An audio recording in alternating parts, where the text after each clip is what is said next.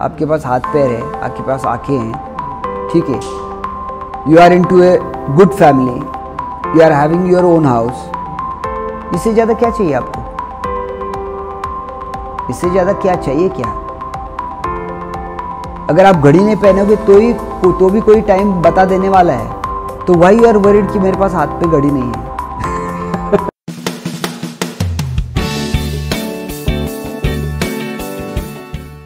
Sir कैसे हो आप? एज यूजुअल मज़े में। तो जिसको नहीं पता है वो बता दूँ, कांटे सर हमें मैथ सिखाते थे इंजीनियरिंग में फर्स्ट ईयर के लिए। तो हमें उनके लेक्चर्स के बहुत ही अनुभव है। सो उनके लेक्चर्स बहुत मस्त होता है। सो आपके लेक्चर्स के थ्रू जो बातें हैं वो आज हम सब दुनिया के सामने लाने वाले हैं। सो तो आपकी कैसी थी जर्नी मैथ्स की? तो एक्चुअली जब मैं स्टूडेंट था तो I was weak in maths और ओवरऑल मैं स्टडीज़ में वीक था। लेकिन क्या हुआ कि जब मैं फर्स्ट ईयर में आ गया, इन दैट केस मुझे ये पता चला कि बाकी सब्जेक्ट में ना टीचर्स मार्क्स कट कर सकते हैं, लेकिन मैथ्स एक ही ऐसा सब्जेक्ट है कि जिसमें टीचर अगर आपने करेक्ट लिखा तो मार्क कट नहीं करते। सो दैट्स वाई मेरा इंटरेस्ट मैथ्स में ज़्यादा बढ़ा और अप टू द पॉइंट लिख के मैं फुल मार्क्स लाता था। सो दैट्स वाई आई टूक मैथ्स। और मुझे एक्चुअली आपकी चाइल्डहुड जर्नी के बारे में थोड़ा सा जानना है, क्योंकि दैट्स रियली अमेजिंग, क्योंकि आपकी जो अभी पर्सनालिटी है वो चाइल्डहुड से काफ़ी मुझे जानना है। सो चाइल्डहुड के साथ आपका? हमारा एक छोटा सा घर था अराउंड 200 स्क्वायर फीट और वहाँ पे हम लोग सब रहते थे बचपन में। और स्कूल में मैं नीट एंड क्लीन था, लेकिन पढ़ाई में बिल्कुल मीन्स मेरा नाम कोई नहीं जानता था। तो कभी मैं ऐसा सीरियसली पढ़ाई नहीं, सिर्फ क्लास में अटेंड करो, जो भी कान पे सुनाई दिया वो पेपर में लिखा और पास हो गया। और पिताजी ने भी कभी नहीं पूछा कि कितने परसेंट आए, क्या हुआ क्या नहीं। So right from first standard to 12th standard मैं आपटे प्रशाला में था। और वहाँ पे कहाँ पे? आपटे प्रशाला डेक्कन पे, पुणे में ही है। तो वहाँ पे मैं जाना चाहता था बेसिकली एक्टिंग के लिए, क्योंकि जब मैं सेकंड स्टैंडर्ड में था तब से लेकर मैं टीवी सीरियल्स में काम करता था। सो टिल 1979 80 तक मैंने काम किया। मीन्स 72 जब मैं 6 साल का था तब से 1980 तक मैंने टीवी सीरियल्स में काम किया। तब एक मराठी प्रोग्राम आता था आमची माती आमची माणसं, तो उसमें मैं काम करता था। और फिर उसके बाद क्या हुआ कि शूटिंग जो है वो मुंबई शिफ्ट हो गया, क्योंकि स्टूडियो मुंबई शिफ्ट हो गया। उसके बाद वो कट हो गया। तो basically I was known for acting, और स्कूल के लिए तो ड्रामाज में पार्टिसिपेट करना, एक्टिंग करना, यही मेरा शौक़ था। करियर वगैरह ये चीज़ें बहुत बाद में आई। मीन्स हमारे स्कूल में ऐसा कभी करियर ये नाम का वर्ड भी मैंने नहीं सुना था। कंपटीशन बिल्कुल नहीं था। हंसते खेलते जियो, मज़े करो, पास हो जाओ, दैट्स इट। इससे ज़्यादा कुछ नहीं था। मीन्स जॉब के लिए पढ़ना है, ये जो आप अभी का जनरेशन बोलता है कि नहीं मुझे पैसे के लिए पढ़ना है, पैसे के लिए पढ़ना है, इतना पैसा चाहिए, उतना पैसा चाहिए, तो हमने ऐसा कभी सोचा ही नहीं था। हम तो बस पढ़ने के लिए पढ़ रहे थे, और किसके लिए पढ़ रहे थे ये भी नहीं मालूम था। सो व्हाट हैपेंड, जब मैं फर्स्ट ईयर बीएससी में पहुंचा 1983-84 की बात है, तो 83-84 में नहीं, 12th स्टैंडर्ड तक तो ऐसा सपना भी नहीं आया था इंजीनियरिंग का। लेकिन 12th में मेरे को कुछ कम परसेंटेज मिले, सेकेंड क्लास मिला, और इंजीनियरिंग में बहुत ज़्यादा फ़ीस लगता था। मेरे एक दोस्त ने एडमिशन लिया भारतीय विद्यापीठ में, तो उसने कुछ तो भी 7,000 रुपीज़ फ़ीस भरा था उस टाइम। तो वो तो मैंने घर पे बताया भी नहीं कि इतना फ़ीस लगता है, तो बात ही ख़त्म। तो चुपचाप ऑप्शन था मेरे पास कि बीएससी चले जाए। तो फिर मैं बीएससी मॉडर्न कॉलेज ऑफ जो आर्ट साइंस कॉमर्स है वहाँ पे बीएससी फर्स्ट ईयर में एडमिशन लिया। और एडमिशन लेने के बाद क्या हुआ कि क्लास में जाके बैठा। First day I know Prayag madam करके एक मैडम थी, वो आई क्लास में। और सबको पूछा कि कौन क्या बनना चाहता है, कौन क्या प्रिंसिपल लेगा। मेरे को कुछ मालूम नहीं था कौन सा प्रिंसिपल होता है, क्या होता है। तो फिर मैंने आंसर दिया था। सब लोग बोल रहे थे बीएससी अप्लाइड इलेक्ट्रॉनिक्स, कोई बोल रहा था फिजिक्स, कौन बोल रहा था अप्लाइड इलेक्ट्रॉनिक्स। ये सब ब्रांचेस मेरे सर के ऊपर थे। तो मैडम को मैंने बोला कि जो मुझे समझ में आएगा वही मैं लूँगा, किसको क्या स्कोप है ये मैं सोच के कभी नहीं लूँगा, मुझे जो आ रहा है वही मैं लूँगा। सो मैडम कुछ नहीं बोली और उसके बाद मैडम ने सबके सामने मेरे को खड़ा किया कि इसने आंसर करेक्ट दिया है। ठीक है कि सब लोग कंप्यूटर इंजीनियरिंग के पीछे भाग रहे हैं इसलिए कंप्यूटर इंजीनियर बनो, ऐसा नहीं, जो जिसको आता है वो ब्रांच लेनी चाहिए। क्योंकि अगर कोई किसी ने डिफिकल्ट ब्रांच ली और उसका आईक्यू उतना नहीं है तो उस ब्रांच में उसका लास्ट नंबर आएगा, कोई नहीं पूछेगा। इससे अच्छा है कि आप आसान ब्रांच लो और आसान ब्रांच में अगर आपने अच्छे नंबर लाए you will get A job. Simple logic था मेरा। और मेरी दुनिया ही छोटी थी, स्कूल से घर, घर से स्कूल और ग्राउंड पे वॉलीबॉल खेलना, बस इससे ज़्यादा कुछ नहीं था। तो बीएससी में मैं आया, उस टाइम मुझे थोड़ा सा टेंशन आया क्योंकि पिताजी ने बोला कि वो रिटायर होने वाले 1987 में और तब चल रहा था 1984। मेरे पिताजी इलेक्ट्रिशियन थे। तब जाके मैंने छोटे छोटे इलेक्ट्रिशियन के काम शुरू किए और इन मंथ ऑफ में एक रूम का मैं 25 रुपया लेता था इलेक्ट्रिकल का वायरिंग करने का, और वो 25 रुपया एक सेमेस्टर के लिए मेरा पॉकेट मनी होता था। उसमें मैं ट्रिप्स निकालता था, घूमने जाता था। 1984 में हम लोग महाबलेश्वर गए थे, तब हमारा कंट्रीब्यूशन दोस्तों का 20 रुपये था। जैसे कितने दोस्त हैं? मेरे 5 दोस्त फिक्स है। तो महाबलेश्वर में 20 रुपये, 20 रुपये, और हाँ, और लोनावाला में 9 रुपीज़ का कंट्रीब्यूशन था हमारा। 1984 की बात है। हाँ, तो हम लोग ऐसा पैसा जमा करते थे और सेमेस्टर में जो न्यूज़पेपर का जो रद्दी होता है, ठीक है, वो बेच के एक मूवी देखना है कि दिवाली में एक मूवी देखना है और फिर उसके बाद मई महीने में एक मूवी देखना है। तो ये था। तब मेरे को पता चला कि पिताजी ने बोला कि मैं 87 में रिटायर्ड होने वाला हूँ। तो रिटायर्ड होने वाला हूँ तो फिर मेरे को टेंशन आया कि मेरे को रोना आया। तो मैंने उनसे पूछा कि मैं अब क्या करूँ, क्योंकि 84 चल रहा था। तो पिताजी ने बोला कि इतना पढ़ाई करो कि जॉब घर पे आ जाए। तो मैंने, पिताजी ने मेरे को सीधा बोला था कि अपना जो है ना एक विठल रुक्मिणी मंदिर था, तो वहाँ पे सिर्फ जाके अपना उससे ज़्यादा मैं कुछ नहीं कर सकता तेरे लिए। मैं भगवान से बोल सकता हूँ कि इसको बस, इससे ज़्यादा मैं तेरे लिए कुछ नहीं कर सकता। सो तब जाके मेरे को रियलाइज़ हुआ कि मेरे को पढ़ना है। तब मैं आया सेकेंड ईयर बीएससी में।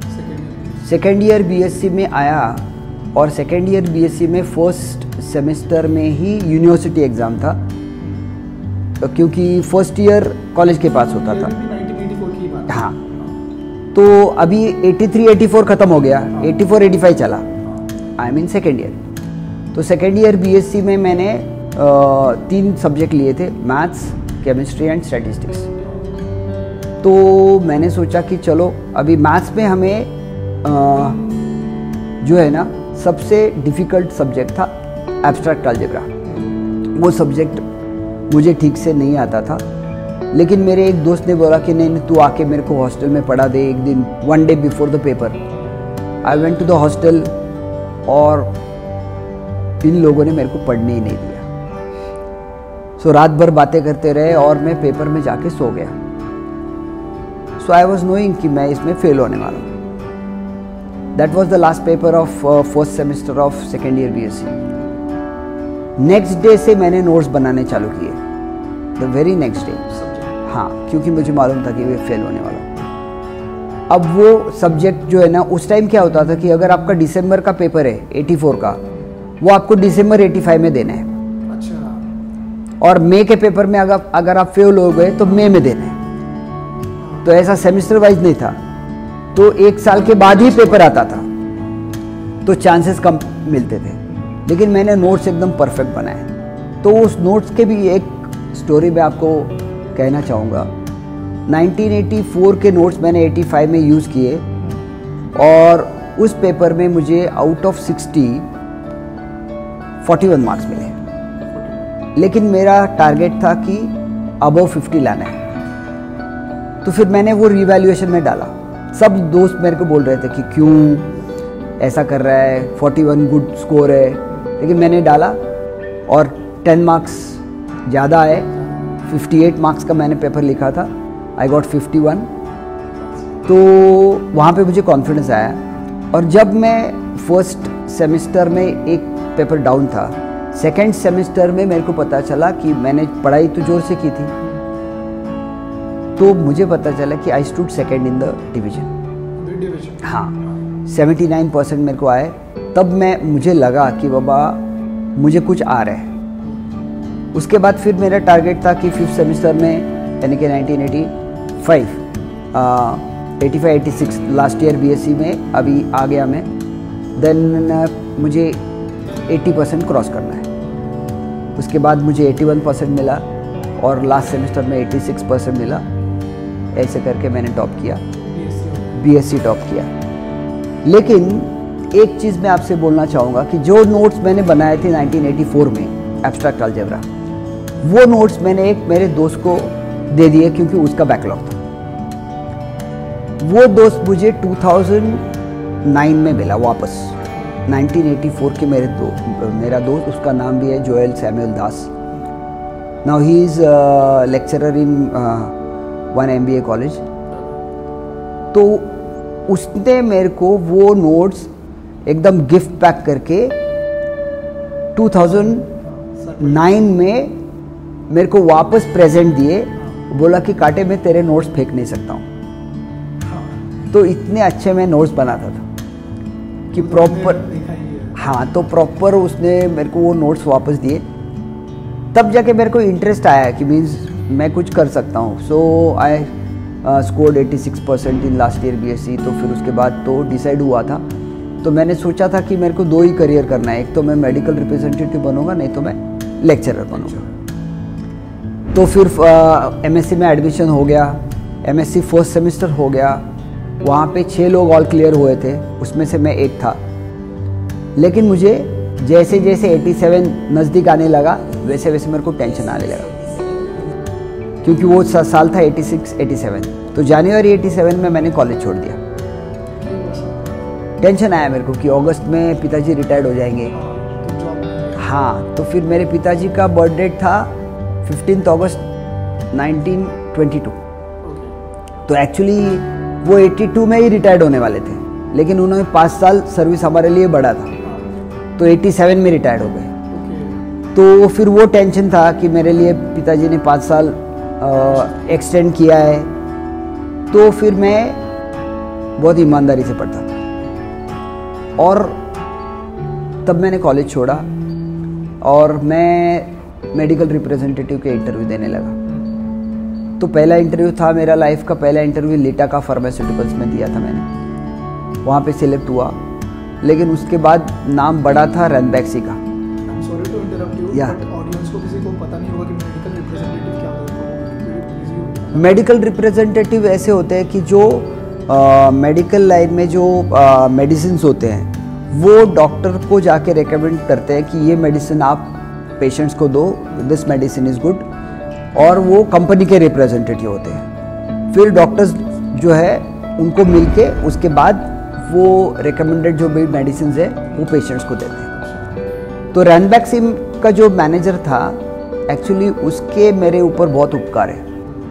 What happened, I was selected in Ranbaxy. Hotel executive Ashok जो है ना पूना का, वहाँ पे इंटरव्यू हुआ था। फर्स्ट क्रैक हुआ, सेकंड हुआ, और वहाँ पे क्या हुआ कि सेकंड इंटरव्यू में उन्होंने मेरे को पूछा था कि पूना का पॉपुलेशन कितना है। तो I was not knowing that. तो मैंने बोला 7 लाख। तो उन्होंने बोला रॉन्ग। बोला no sir, it is 7 lakhs only, इससे ज़्यादा है ही नहीं। तो उन्होंने कहा कि मेरे को मालूम है आप झूठ बोल रहे हो। तो मैंने उनको एक ही आंसर दिया कि सर मैं मेडिकल रिप्रेजेंटेटिव हूँ, अगर किसी डॉक्टर ने मेरे को पूछा कि आप ये कैंसर का दवाई बेच रहे हो, ठीक है, और ये दवाई कैंसर के ऊपर काम नहीं करता, तो मेरे को तो ठोक के बोलना ही चाहिए ना कि ये कैंसर के ही ऊपर काम करता है। कि मैं ऐसे कैसे बोलूँ कि नहीं नहीं मैं सोचता हूँ, किसी को पूछता हूँ, फिर आपको बताता हूँ। सो मेरा जॉब ही ये है कि जो भी मेरे को बोलना है वो कॉन्फिडेंटली बोलना है। On that particular sentence I got selected for the job, कि उनको मेरा कॉन्फिडेंस अच्छा लगा कि ये कुछ बेच सकता है। उसके बाद फिर उन्होंने मेरे मार्कशीट देखे तो देखा 86% in BSc, MSc first semester all clear. और फिर वो मैनेजर ने मेरे को बोला कि why you are leaving MSc। मैंने बोला कि प्रॉब्लम है, अभी पिताजी रिटायर्ड होंगे तो मेरे को क्या। तो उन्होंने फिर मेरे को एक बोला कि this is my card, you keep this particular card with you, और जिस दिन ऐसा हो जाए कि घर पे खाना नहीं है और हालत ख़राब हो गई, उस दिन तू मेरे पास आ जा, द नेक्स्ट डे से तेरा जॉब चालू कर दो। सो वो कॉन्फिडेंस मेरे को उन्होंने दिया। तो और उस आदमी ने, अभी भी मेरे रोंगटे खड़े हो जाते हैं कि उस आदमी ने फिर मेरे को मोटिवेट किया वापस MSc ज्वाइन करने के लिए। सो आफ्टर 1 month आई रीजॉइंड MSc, और उस टाइम मेरे MSc में 3 बैकलॉग रहे। 3 बैकलॉग रहे तो टेंशन आया। फिर मेरे ग्रुप में देखा कि again I was topper in the group with 3 backlogs क्योंकि उस टाइम MSc का रिजल्ट 0% आया था, एक भी स्टूडेंट पास नहीं हुआ था। तो इतना डिफिकल्ट उस टाइम MSc होता था। तो 3 बैकलॉग रह के भी मैं टॉपर था, क्योंकि सबके 3, 4, 5 इससे ज़्यादा बैकलॉग थे। फिर सेकंड में आया, फिर MSc क्लियर हुआ, ठीक है। फिर घर पे थोड़ा फाइनेंशियल क्राइसिस था, लेकिन फिर भी कुछ काम करके MSc ख़त्म किया। देन अगस्त 88 को हमारा रिजल्ट आया MSc का, और मुझे फर्स्ट क्लास तो था ही। तो फिर मैंने एम्प्लॉयमेंट एक्सचेंज में नाम दे दिया, और वहाँ पे क्या हुआ कि मेरा नाम आया in list of national Defence academy की, वहाँ पे एक रिक्वायरमेंट थी। तो वहाँ पे इंटरव्यू के लिए गया, तो फिर सिलेक्ट तो होना ही था कि कुछ भी पूछो मैं आंसर देता हूँ। सो आई वॉज कॉन्फिडेंट, कोई भी टॉपिक लो। तो फिर मैं सिलेक्ट हुआ and I joined national Defence academy in I think in July, I think 1st of July या 1st of August, याद नहीं आ रहा, 1988।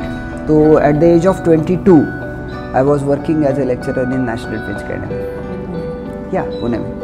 सो 88 to 89 I was working over there, but government job था। अगेन मैं एडजस्ट नहीं हो पाया।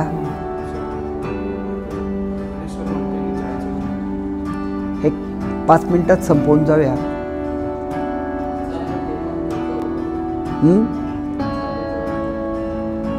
जाऊ दे त्यांना, मी जातो नंतर। ठीक आहे जाऊ दे।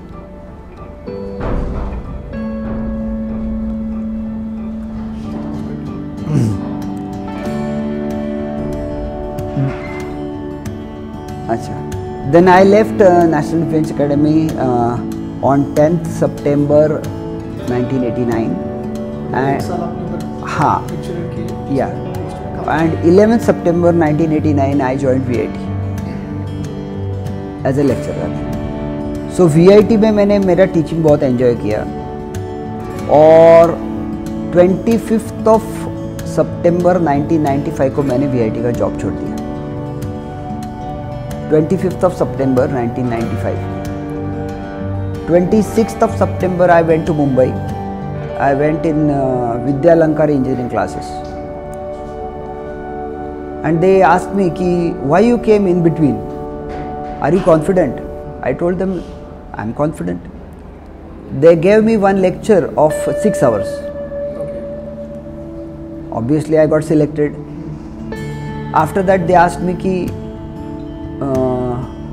what are your expectations? See, I was drawing 4,000 rupees per month from VIT. So I told them I need 25,000 per month in Mumbai. They told me कि they can't give 25, but within one day, that is 25th was Saturday, 26th was Sunday, 27th September 1995, I got 5 times rise in the salary. So 20,000 rupees per month, and then I started working in Vidyalankar engineering classes, Mumbai, for 1 year. For teaching maths? Obviously for teaching maths. Then I came to know कि I know teaching, and I earned the confidence over there only. कि teaching 100 students at a time or 200 students at a time, 300 students at a time for 6 hours, 7 hours, full day. So I used to teach. And then I thought that if I am working for somebody, then why not to start on my own? So then in 1996 I started my, I think in December 1996 I started my own classes in Pune. Then I enjoyed a lot. That's all. So this was in 1995 to 1997, I guess. 1996, 1996 December, 1997 I started my own. So मेरा आपसे एक और question था कि अभी जो आप scenario देखते हैं एजुकेशन का, टू बी वेरी ऑनेस्ट, क्योंकि हमें जो लगता है कि टू बी वेरी ऑनेस्ट कि मेरा जो सीन था कि मुझे कुछ लेना था बट कुछ और हो गया. सो अभी आपको इसके ऊपर क्या, मतलब जिसको जो पढ़ना है उसकी हमें ये नहीं है अपने एजुकेशन सिस्टम में उतनी फ्रीडम नहीं है. Actually I got your question. Actually क्या है पता है क्या कि सब लोग हिंदी में या मराठी में एक वर्ड होता है मुर्गजड़, ठीक है. तो कोई एक फैंटेसी है उसके पीछे भाग रहे हैं और उनको वो भी नहीं मालूम कि वो फैंटेसी क्या है, लेकिन उसके पीछे सब लोग भाग रहे हैं. तो एक जनरल क्वेश्चन होता है, मैं हर क्लास में पूछता हूँ कि व्हाई यू आर स्टडिंग. तो बच्चे बोलते हैं कि नहीं सर मुझे नॉलेज के लिए पढ़ना है. मैंने उससे पूछा कि अगर तूने नॉलेज के लिए पढ़ा है तो ठीक है, इसके पहले की जो 12 साल तू पढ़ा है उससे कुछ नॉलेज मिला? नहीं सर, तब मैं ठीक से नहीं पढ़ा. उसके बाद वो बोलता है नहीं सर, ये जो चीज़ें हैं इसका कोई फ़ायदा नहीं है, मुझे तो बिजनेस करना है, मुझे अच्छा कुछ करना है, मुझे बहुत ज़्यादा पैसा कमाना है. तो मैं उसको बोलता हूँ कि तू झूठ बोल रहा है. अभी तेरे पास पैसा नहीं है इसलिए तू बोल रहा है कि मेरे को पैसा नहीं है इसलिए कमाना है, लेकिन तेरे पास बहुत ज़्यादा पैसा होगा तब भी तू यही बोलेगा कि मैं मेरे बच्चों को अच्छे स्कूल में डालूंगा. तब तू ये नहीं बोलेगा कि मेरे पास 1000 करोड़ है, चलो मैं 1 साल में 1 करोड़ भी खर्च किया तो इन दैट केस मेरा पैसा ख़त्म होने के लिए 1000 साल लगेंगे, तो फिर मेरी खानदान जो है एजुकेशन में नहीं जाएगी. ये नहीं होगा. इसका मतलब the motive is something else. Why we are studying? See, if you see Mahabharat, then Sri Krishna went to Sandipani's ashram for studies. If you see Ramayana, then Ram also went to Vasishtha Rishi. Means, see, Ramayana and Mahabharat, how to remember that? You know the table of 7. 7 into 1 is 7. So 7,000 years ago from now, Mahabharata exists. That is 2000. If you subtract this 2000 years, then 5000 years before Christ. Okay, that was the time of Mahabharata. 7 into 2 is 14. So 14,000 years from now, Ramayana exists. So 12,000 years before Christ. And 7 into 3 is 21. So 21,000 years ago from now, that is 19,000 years before Christ, we wrote Vedas. So what was the motive for writing Vedas? So if you think and if you read then you will come to know कि वेदास जो है तो 12,000 years ago या 19,000 years ago, 19,000 years ago, जब ब्रह्मर्षि ने सोचा कि ये जो मानव प्रजाति है इसको जिंदा रहने के लिए, अच्छी लाइफ जीने के लिए सिर्फ 2 चीज़ें की आवश्यकता है। अगर आप सोचोगे तो you will not be able to give the answer.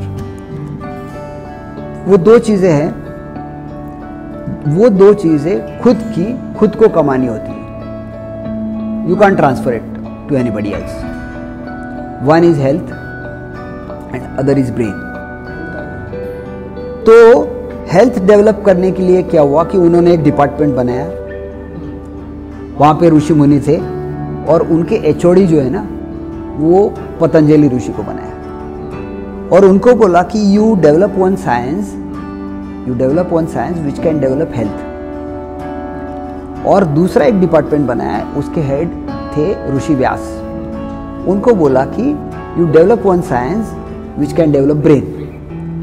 तो फिर ये जो ऋषि थे और उनके जो अनुयायी थे उन्होंने क्या किया, पतंजलि ऋषि ने पतंजलि योग सूत्र ग्रंथ लिखा और व्यास जी ने अपने वेद लिखे। तो इसका मतलब ये हुआ कि तब से जाके पढ़ाई स्टार्ट हुई। सो 19,000 years ago बिफोर क्राइस्ट अपनी पढ़ाई स्टार्ट हुई। और ये जो कंटामिनेशन हुआ ये आफ्टर क्राइस्ट हुआ, जब आदमी ने उसको रिलेट किया पैसे के साथ।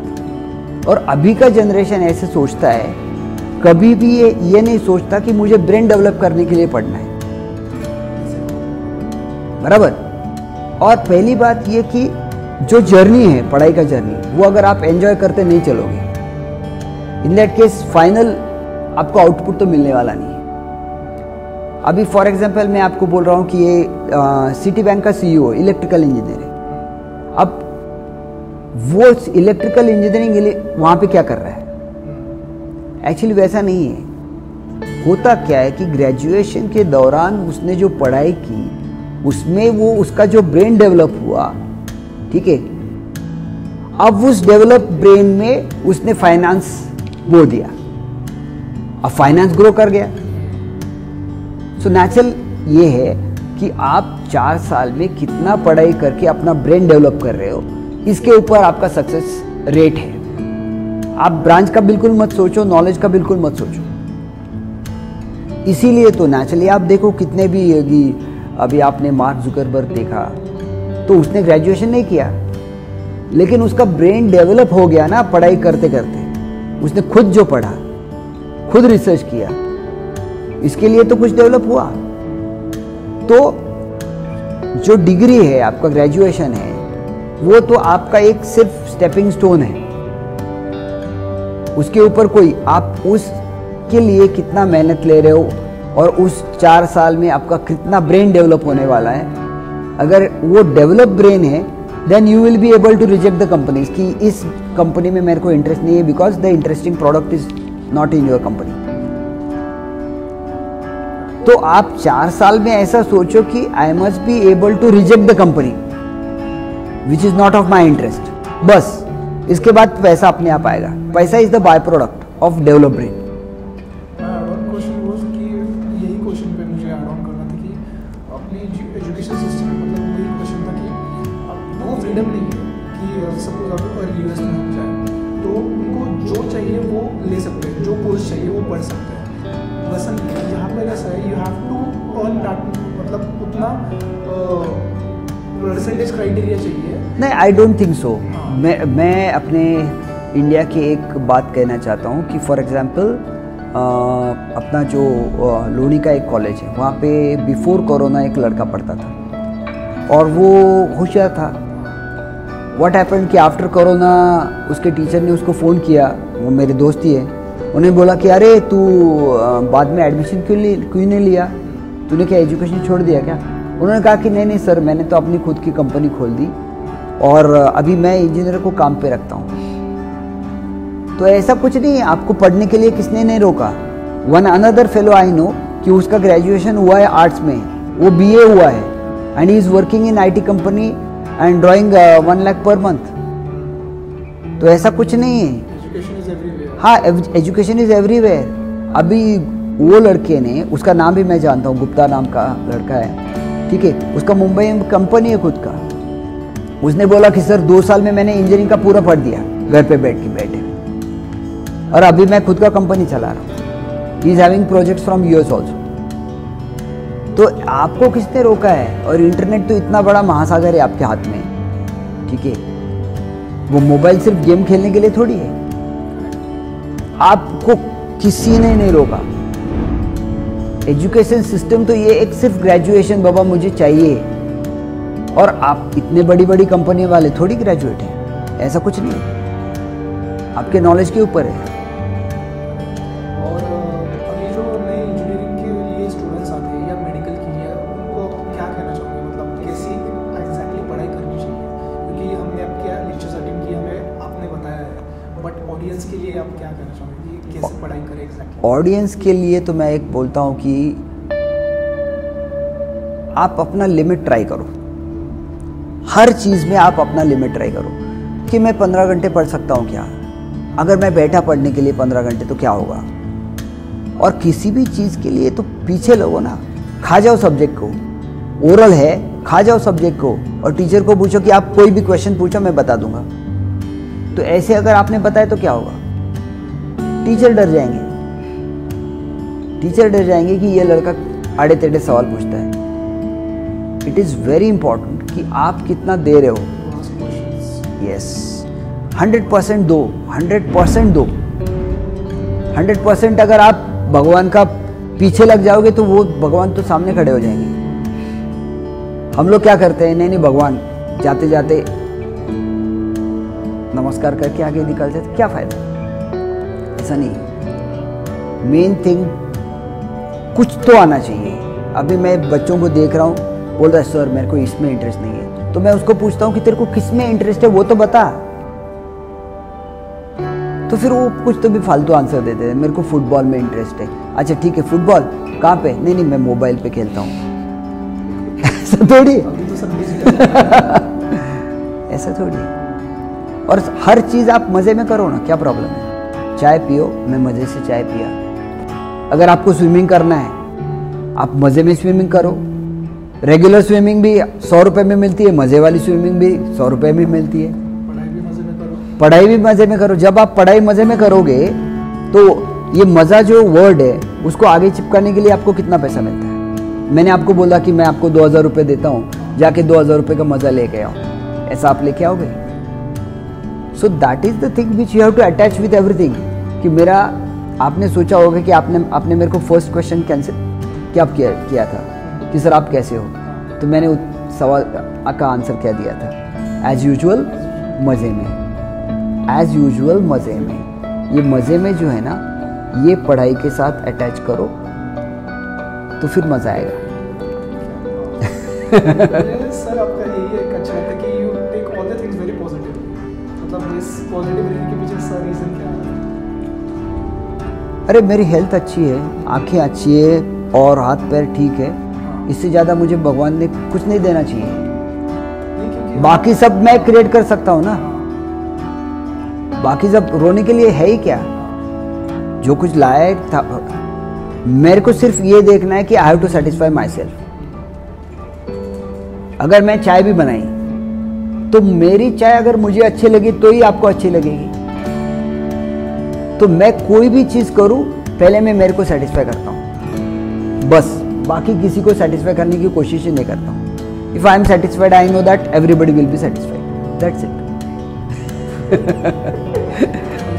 मैं थोड़ा अभी डिफरेंट क्वेश्चन पूछूंगा। ओके।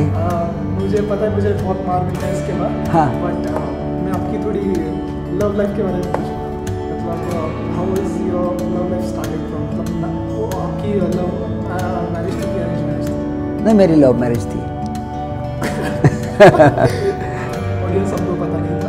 हाँ। जस्ट ऐसे ही। हाँ। सो मतलब कैसा हुआ? एक्चुअली क्या है कि मैं पहले से ही टीचर ही हूँ। मीन्स मैंने सब लोगों को कुछ अच्छी चीज़ें मैं बताता हूँ। तो व्हाट हैपेंड ना कि इन 1988 जब मैं नेशनल डिफेंस एकेडमी में था, तब वापस मैं एक ड्रामा का ग्रुप ज्वाइन किया था, सब दोस्त थे, सबको मिलता था। तब मेरी वाइफ मेरे को मिली। इंडिया? नहीं, एनडीए के बाहर जो हमारा ड्रामा वाला ग्रुप था। तो क्या हुआ कि मैं उनके घर जाता था और उसकी माँ को आंटी बुलाता था, अभी बुलाता हूँ। तो तब जाके मैंने देखा कि हम गरीब थे, लेकिन वो हमसे बहुत ज़्यादा गरीब थे। और उनके पिताजी और माताजी का डाइवोर्स हो गया था। सो ये डाइवोर्स नाम की जो चीज़ है वो मैंने फर्स्ट टाइम उधर सुनी। सो नेचुरली मेरे को ऐसा मीन्स एक फैमिली की तरफ सिंपैथी हो गया। सो मेरा लव मैरिज है ना, basically it is a sympathetic love. तो फिर मैं वाइफ को, उसकी छोटी बहन को, भाई को, सबको एक एज ए गाइड था कि ऐसे करो, ये पढ़ाई करो, ऐसा करो, ऐसा नहीं करना चाहिए, वैसा नहीं करना चाहिए। तो ये पहले से ही मैं सबको गाइड करता था। तो वहाँ पे थोड़ा सा ऐसे हुआ कि उसकी माँ को, उसको मैं अच्छा लगने लगा। और मेरे को भी ऐसा एक आइडियोलॉजी दिमाग में था कि जिनके पास सब कुछ है उनको क्या देना है। इससे अच्छा है कि किसी ऐसे लड़की के साथ मैं शादी करूं कि उसको अपलिफ्ट करूं। ऐसा है। अभी फॉर एग्जांपल देखो कि मैं हमारे यहाँ पे एक काम वाली भाई है कि मैं बहुत लैंडलॉर्ड नहीं हूँ, जो भी कमाया खुद का कमाया। अभी मैं उनको एक घर गिफ्ट कर रहा हूँ, 1 BHK फ्लैट। तो हाँ, तो ऐसे ही है कि मैं पुणे में अभी कम से कम 25 लाख का तो होगा। तो ये फर्स्ट टाइम मैं आपको बोल रहा हूँ। ऐसा नहीं है कि ये कोई बोलने वाली चीज़ नहीं है, लेकिन जो अपने पास है वो तो दे तो उसमें से थोड़ा सा। हाँ, तो एक्चुअली बचपन में एक पोएम पढ़ी थी, देणाऱ्याने देत जावे, घेणाऱ्याने घेत जावे। घेता घेता कधीतरी देणाऱ्याचे हात घ्यावे, म्हणजे त्याची जी दानत आहे ती आपण घेतली पाहिजे। आपण जर दानत घेतलीच नाही तर काय उपयोग आहे। सो ऐसे स्टार्ट हुआ एंड आई एम हैप्पी।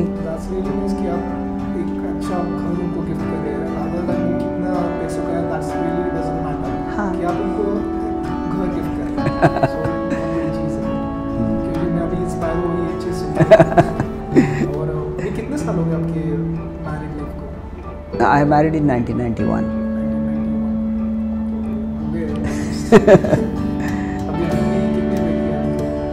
मेरे को एक लड़का एक लड़की है। अभी लड़की की शादी हो गई और वो उसने जापानीज़ लैंग्वेज में ग्रेजुएशन किया है। She went to Japan in 12th standard only. अभी उसके बाद अभी at present she is working in IBM। हाँ, और उसका हस्बैंड जो है वो भी IT कंपनी में है। ऐसा है। और क्वेश्चन ऐसा पर्सनल ऐसा कुछ नहीं क्योंकि सर का सबको पता ही है सब चीज़ें, क्योंकि वो लेक्चर में इतने पर्सनल हो जाते हैं ना कि फिर हमको थोड़ा ऐसा होता है कि हम लेक्चर ही कर रहे हैं ना कि कोई स्टोरी सुन रहे। स्टोरी सुन रहे क्योंकि सर का मैं ऑनेस्टली बता दूँ कि आप लेक्चर में बैठे सर सिर्फ 2 ही प्रॉब्लम्स करेंगे। वो 2 प्रॉब्लम ऐसे कराएंगे कि उसके आगे के 10 प्रॉब्लम आपको आ जाएंगे।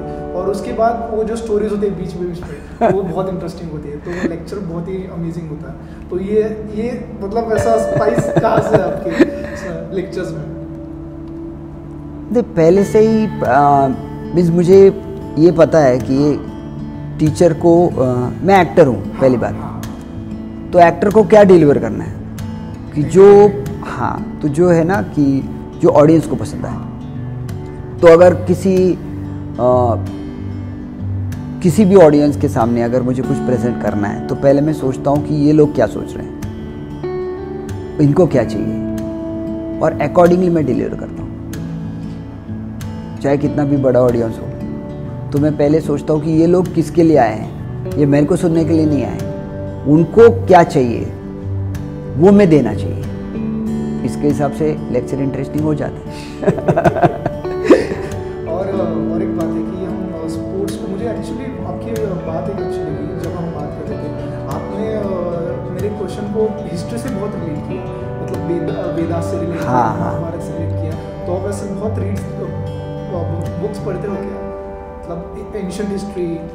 नहीं, मैं अभी कुछ नहीं पढ़ता हूँ। जो भी पढ़ा ना स्कूल में, तो स्कूल में एक्चुअली मैं मराठी मीडियम से पढ़ा हूँ, तो और मैं रहता था करवे नगर में, तो सामने इतना बड़ा स्कूल है महर्षि कर्वे, उनका लाइब्रेरी बहुत बड़ा है। तो दिवाली की छुट्टी में या इन मंथ ऑफ मे वहाँ पे जाके, वहाँ पे एक ढोले मैडम करके थी, ठीक है, वो मैडम मुझे अलाउ करती थी, और वो वहाँ पे हम लोग जाके दिन भर पढ़ते थे। तो कोई भी ऐसी किताब नहीं छोड़ी कि जो नहीं पढ़ी। नॉट जस्ट एंशिएंट हिस्ट्री, हाँ, सब कुछ पढ़े। तो आपको, मुझे पूछना था कि आपको अभी फ्यूचर को देख के क्या लगता है, मतलब कैसा रहने वाला है फ्यूचर? मुझे तो डर लगता है, एक्चुअली मुझे डर लगता है। मैं सोचता हूँ कि नहीं, हैप्पीनेस जो है ना वो आपकी लाइफ का कम होते जा रहा है, ओनली बिकॉज ऑफ टेंशन कि आप जो है ना, जो आपके पास नहीं है उसके लिए आप बहुत ज़्यादा सोच रहे हो, जो है उसकी तरफ आप देखते ही नहीं हो। आपके पास अच्छी बॉडी है, आपके पास हाथ पैर है, आपके पास आंखें हैं, ठीक है, you are into a good family, you are having your own house, इससे ज़्यादा क्या चाहिए आपको? इससे ज़्यादा क्या चाहिए क्या? अगर आप घड़ी नहीं पहनोगे तो भी कोई टाइम बता देने वाला है, तो वाई यू आर वरीड कि मेरे पास हाथ पे घड़ी नहीं है। सब मटेरियलिस्टिक चीज हो गई है। हाँ, और कोई लाइफ जीता ही नहीं है, कोई लाइफ जीता ही नहीं है। लास्ट टाइम मैंने बच्चों से पूछा था कि चलो हम लोग पिकनिक जाएंगे, 3.5 बच्चे तैयार हो गए। 3.5 3 बच्चे फुल, और एक बच्चा बोल रहा है कि सर पिताजी हाँ बोल रहे हैं, माँ नहीं बोल रही है। तो ऐसा है कि एंथुसियाज्म कम हो गया है। उसके बाद फिज़िकल टेस्टिंग कम हो गई है कि ऐसा कोई नहीं सोचता कि चलो मैं अपना दिल लेवल बेस्ट ट्राई करूं, ठीक है, दिल झोंक के कोई काम नहीं करना चाहता है। और जो है ना कि ये जो किसी भी चीज़ के सामने मज़े में चिपकाना है, ये कम हो गया है। अब आप कॉलेज में आते हो, be present in the lecture 100%, दुनिया की मत सोचो। अगर आप दुनिया की सोचोगे तो लेक्चर में कॉन्सेंट्रेट कैसे करोगे? हर टीचर को, मुझे भी बहुत लाइफ में टेंशन थी, वो टेंशन में घर पे रख के आता था लेक्चर में, तो मेरा लेक्चर अच्छा होता था। अगर मैं टेंशन लेके क्लास में जाऊं तो फिर मेरा लेक्चर अच्छा होगा क्या? और आप जो आपके हाथ में नहीं है उसके बारे में क्यों सोचते हो? आपके हाथ में जो भी है, आपके हाथ में सिर्फ पढ़ाई है, पढ़ाई तो करो। और वही क्वेश्चन था कि फ्यूचर को not just about human perspective, but अभी जो टेक्नोलॉजी एडवांसमेंट हो रहा है, हमारी ह्यूमन एवोल्यूशन, मतलब एआई आ रहा है, मशीन लर्निंग आ रही है, तो उसको लेके आपका क्या कहना है? मैं 89 की बात कर रहा हूँ। अभी मेरा एक दोस्त और मैं एक लूना पे जा रहे थे, और दूसरी लूना पे हमारे 2 क्लासमेट जा रही थी। तो उनके सामने एक छोटी सी लड़की थी 5 साल की। तो अउंद रोड से यूनिवर्सिटी आ रहे थे हम लोग। तो क्या हुआ कि हमारी लूना जो है ना वो पीछे चल रही थी, उनकी लूना आगे चल रही थी। तो वो लड़की चिल्ला रही थी, छोटी लड़की, हम आगे ऐसा। तो मेरा दोस्त, जो अभी भी मेरा दोस्त है, वो बोला काटे यार थोड़ा आगे ले अपनी गाड़ी। तो मैंने एक्सीलेटर चलाया, उनसे आगे लिया। वो लड़की चिल्लाने लगी हम पीछे। तब से जाके वो है ना, वो मेरी गुरु हो गई। मैंने जिंदगी में कंपटीशन करना ही छोड़ दिया। नहीं आता है मेरे को, क्या जरूरत है? हम पीछे, आई एम सेटिस्फाइड। पीछे रहने में भी वो अगर 5 साल की लड़की आनंद ले सकती है तो मैं क्यों नहीं ले सकता? क्या जरूरत है आगे जाने की? पीछे रहो, आराम से रहो, कौन पूछने वाला है? आप कितना भी पीछे रहो, आपके पीछे गाड़ियां रहने वाली है। आप कितना भी आगे रहो, आपके पीछे गाड़ियां रहने वाली, आगे भी गाड़ियां रहने वाली। Then why to do competition? तब से जाके मैंने कभी भी किसी के पीछे भागना छोड़ दिया। ऑन माई ओन, जैसे चलेगा, जैसे होगा वैसे देखा जाएगा, दैट्स इट। मतलब किसी भी चीज़ के पीछे भागना नहीं चाहिए। क्या ज़रूरत है, क्या ज़रूरत है? अगर टमाटर महंगा हो गया ना, खाओ मत, सीधी सी बात है, बनने वाले थोड़ी हो। प्याज महंगा होने वाला है अभी, ठीक है, खाओ मत, सीधी सी बात है। क्या ज़रूरत है? कोई ज़रूरत नहीं।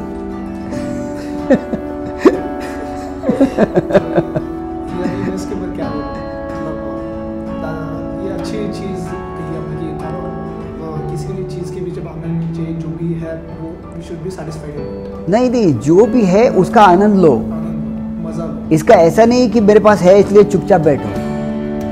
आप पहचानो तो सही कि मेरे पास कितना है, वो तो देखो एटलीस्ट, मेरे पास क्या क्वालिटीज़ हैं, ठीक है, वो तो देखो एटलीस्ट। जो नहीं है उसके लिए रोते बैठोगे तो सेटिस्फेक्शन नहीं आएगा। आईटी सेक्टर में बहुत ही रिसेशन चल रहा है। हाँ, तो उसके ऊपर मतलब क्या टेक हुआ कि सॉफ्टवेयर जॉब्स कम होगी, एआई अपलिफ्ट करेगा? सीधी सी बात है, डिमांड और सप्लाई का ये खेल है। आपने याद होगा कि लास्ट ईयर 5 रुपये क्रेट से टोमेटो लोग फेंक रहे थे। नेचुरली क्या हुआ कि फार्मर ने उसके बाद टोमेटो का जो है ना खेती करना बंद कर दिया। इस बार क्या हुआ, इस बार टोमेटो कम आ गए, तो नेचुरली क्या हुआ, रेट बढ़ गया।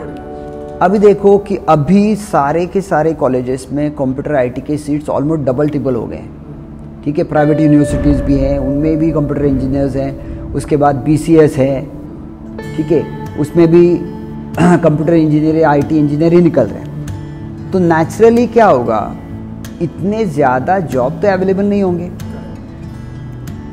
अब क्या होगा, पिछले 2 साल से या 3 साल से मैकेनिकल इंजीनियरिंग खाली पड़ा हुआ है, इलेक्ट्रिकल खाली पड़ा हुआ है, ENTC खाली पड़ा हुआ है, ठीक है। इनकी सप्लाई जो है वो मार्केट में कम होगी। अब इनकी सप्लाई कम हो गई तो क्या होगा, उनको डिमांड आएगा। ऐसा तो होने ही वाला है, सब डिमांड एंड सप्लाई। हाँ, डिमांड एंड सप्लाई। इसीलिए तो मैं बोल रहा हूँ कि बच्चों ने पहले ऐसे देखना चाहिए कि मेरा IQ लेवल क्या है, ठीक है। जहाँ पे सबसे ज़्यादा लोग दौड़ रहे हैं उसके पीछे भागना है, जहाँ पे कम लोग दौड़ रहे हैं उनके आगे भागना है, ये सोचना चाहिए ना। ये सोचो, दैट्स इट। और अपने एजुकेशन में मतलब यूनिवर्सिटीज़ में ऐसा क्या ऐड ऑन करना चाहिए कि बच्चों का ब्रेन डेवलपमेंट हो? मतलब आप हम जो कहते हैं कि उनको ब्रेन डेवलप करने में इम्पोर्टेंस देना चाहिए, तो ऐसे कौन से कोर्सेस लाए जाए उनकी उनसे brain develop? Let me tell you कि अभी के कोर्सेस या 10 साल पहले जो भी कोर्सेस थे वो क्या बुरे थे, ठीक है। या रामानुजन ने जो पढ़ाई की वो क्या बुरी थी? ऐसा नहीं है, पढ़ाई कभी भी बुरी नहीं होती, पढ़ाई अच्छी होती है। बच्चों का जो है ना इंटरेस्ट कम हो गया है। बच्चों को ऐसा लगता है कि मेरे को फिजिक्स कुछ काम का ही नहीं है, मैथ्स कुछ काम का ही नहीं है। अरे उनको ये समझ में आना चाहिए कि जब मेरे को एक छोटा सा पेड़ लगाना है तो भी मैं पूरा खेत साफ करता हूँ। ऐसे नहीं करता कि वहाँ पे एक बब्बा चलो इतना इतना खड्डा कर दिया और वहाँ पे लगा दिया, ऐसा नहीं होता है। तो जो करिकुलम है उसमें आप 100% दो, ये बच्चों ने सोचना चाहिए। जो हाथ में नहीं है उसके बारे में क्या सोचे, ऐसा है।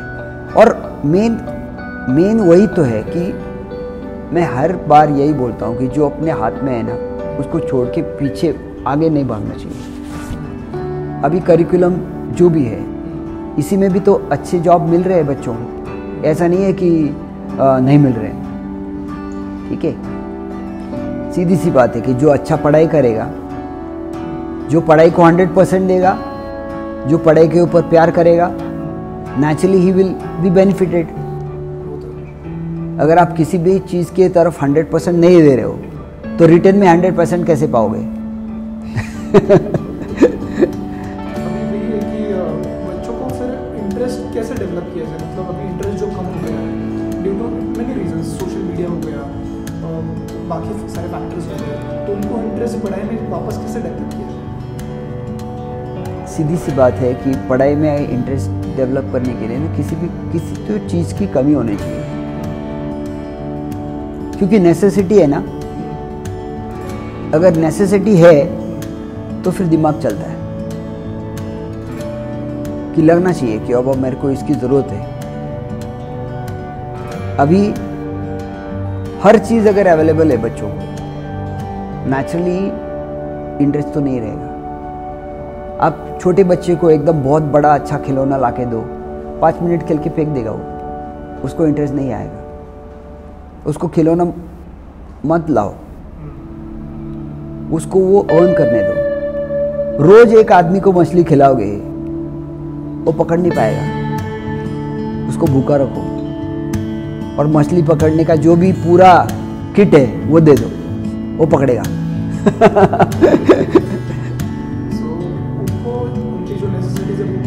हाँ, सीधी सी बात है। और मैं लेट मी टेल यू कि ये गवर्नमेंट का काम नहीं है, हर एक पेरेंट ने ये सोचना चाहिए कि अपने बच्चे का कैपेसिटी क्या है।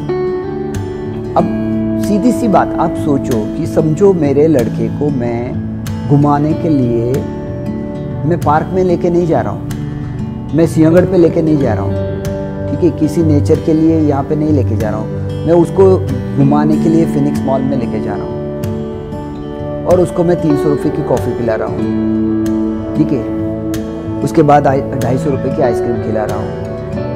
ये मैं बचपन में ही उसको ऐसा कर रहा हूँ। वो लड़का कॉलेज में जाने के बाद तो 10,000 रुपये पॉकेट मनी मांगने वाला है ना।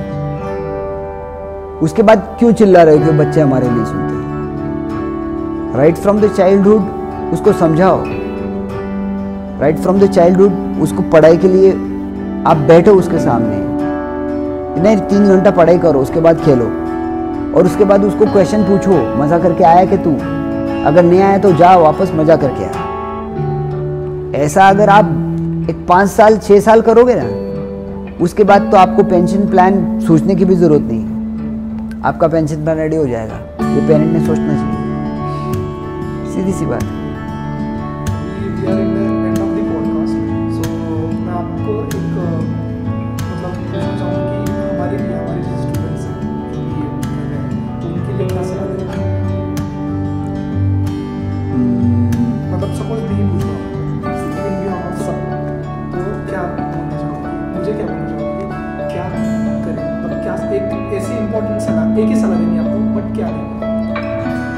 जहाँ पे आप हो वहाँ पे 100% रहो, that's it. Suppose you are here, be there 100%। Suppose you are in classroom, be there 100%। Suppose you are at home, be there 100%। Suppose you are with your mother, be there 100%। Everybody will be satisfied. हाँ, 100%। मैं अगर movie देख रहा हूँ तो 100% मैं movie देखूंगा। अगर मैं मेरी वाइफ के साथ हूँ तो मैं 100% वाइफ के साथ ही रहूँगा। मैं मेरे बच्चों के साथ हूँ तो 100% मैं उसी का सोचूंगा। मैं 100% क्लास में रहूँगा, 100% रहूँगा, बस। तो आप कोई चीज़ भूलोगे ही नहीं।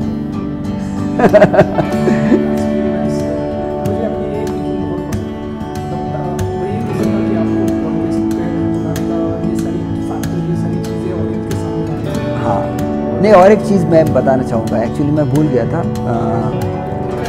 वो एक चीज़ ऐसी है कि इन 1988 मैं मेरे भाई के शादी का कार्ड देने के लिए मुंबई गया था। तो मेरा एक दोस्त था, उसका नाम था राजन एरंडे, और मेरा एक राजू कोंडाकर करके दोस्त था।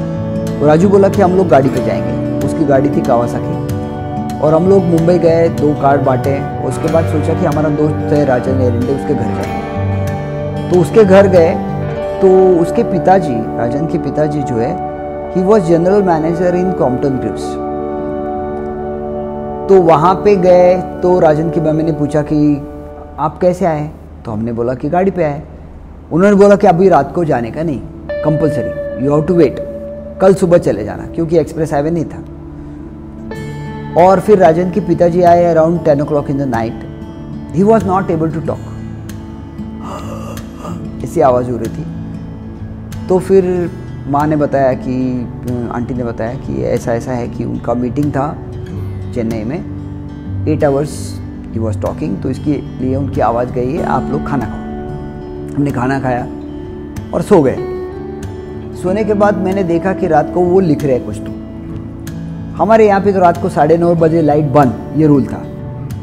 और उसके पिताजी 12 बजे भी लिख रहे हैं, क्योंकि दूसरे के घर में एकदम नींद नहीं आती ना, तो टेंशन थी कि सुबह 4 बजे उठ के गाड़ी पे जाना है, उन्होंने छोड़ा नहीं रात को। तो मैंने देखा कि वो लिख रहे हैं। उसके बाद कब नींद लगी पता नहीं, सुबह सुबह मैं 4:45 को उठा, 4:30 को निकलना था, 15 मिनट लेट हो गया। फटाफट मैंने राजू को उठाया कि राजू चल निकलते हैं, और हम लोग रूम से बाहर आए तो ऐसा दृश्य हमने देखा कि जो आप कभी भी नहीं देख सकते।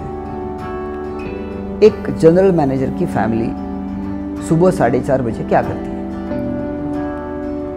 वो पूरी family, Erande family, dining table के ऊपर, राउंड टेबल के ऊपर बैठी हुई थी। राजन एरंडे, राजन एरंडे की माँ, उनके पिताजी, उनकी दादी, सब लोग कॉफी के मग रख के हमारे राह देख रहे थे। हम लोग क्या थे? हम लोग स्टूडेंट थे, बराबर, उसके दोस्त थे। ऐसा थोड़ी हमारा फ्लाइट मिस होने वाला था। और वो पिताजी भी थे, राजन के पिताजी की, जो रात को 12 बजे लिख रहे थे। तो फिर मैंने उनसे कहा कि अंकल आप क्यों उठे? He told me कि we are having the rule in our family कि 4:30 बजे हमारे फ्लैट के सारे लाइट लग जाते हैं। वो मेरे दिमाग में बैठ गया कि अगर 4:30 बजे मैं उठ के भीख मांगने भी शुरू करूं तो भी मैं अमीर बन जाऊंगा। क्योंकि एवरीडे दिवाली हम क्यों मनाते हैं? दिवाली हम लक्ष्मी की पूजा करते हैं कि बाबा मेरे को ज्यादा धन दो, धन मिलना चाहिए, इसलिए तो धनतेरस है। अगर उनके यहाँ पे रोज दिवाली है, ठीक है, तो पैसा तो आने ही वाला है, सीधी सी बात है ना। तो जितना जल्दी उठ सके उठो। अभी वो अगर दुनिया के सामने 2 घंटे ज़्यादा उनको मिलने वाले हैं ना, सुबह सब लोग उठ गए घर के, और सब लोग डाइनिंग टेबल के ऊपर बातें कर रहे हैं। उसके बाद उनको एक्सरसाइज करने के लिए टाइम मिलने वाला है, उसके बाद उनको पूजा करने के लिए टाइम मिलने वाला है, उनको फैमिली के बाद बातें करने के लिए टाइम मिलने वाला है, क्योंकि 2 घंटे आगे है दुनिया के। मैं वही तो बोल रहा हूँ कि अगर दिल से कोई 4:30 बजे उठ के भीख भी मांगना शुरू करे ना, वो भी गरीब नहीं रह सकता, सीधी सी बात है। एक आपको ये होना चाहिए, अंदर से आना चाहिए। हाँ, अंदर से आना चाहिए। सो पॉडकास्ट कैसा लगा बताए, और आपको ऑडियंस से कुछ बात करनी है तो ऑडियंस को कुछ कहना चाहोगे? ऑडियंस से मैंने तो बहुत सारी बातें मैंने अभी शेयर की, और मैं यही कहूँगा कि पहले आप क्या हो ये सोचो, आपको क्या चाहिए, आप 4 साल बाद कहाँ पे होने चाहिए, उसके बाद क्या होने चाहिए, ये सब लिखो, और उसके ऊपर आप सोच के एक एक स्टेप सक्सेस के लिए आगे बढ़ो। Thank you. तो पसंद आया? आई एम श्योर कि बहुत पसंद आया होगा। एंड सबसे पहले तो मैं थैंक्स बोलना चाहूँगा पूरी ट्राइपॉड शो टीम को, क्योंकि बिकॉज ऑफ देम ये एपिसोड पॉसिबल हो पाया है। एंड अगर आपको कुछ पसंद आया हो या ना आया हो, make sure you do comment, क्योंकि that's the only way we will know what to change and what not to change. And बहुत सारा प्यार आप सब लोगों को, बहुत सारा लव, बहुत सारे किसेस। Do take care.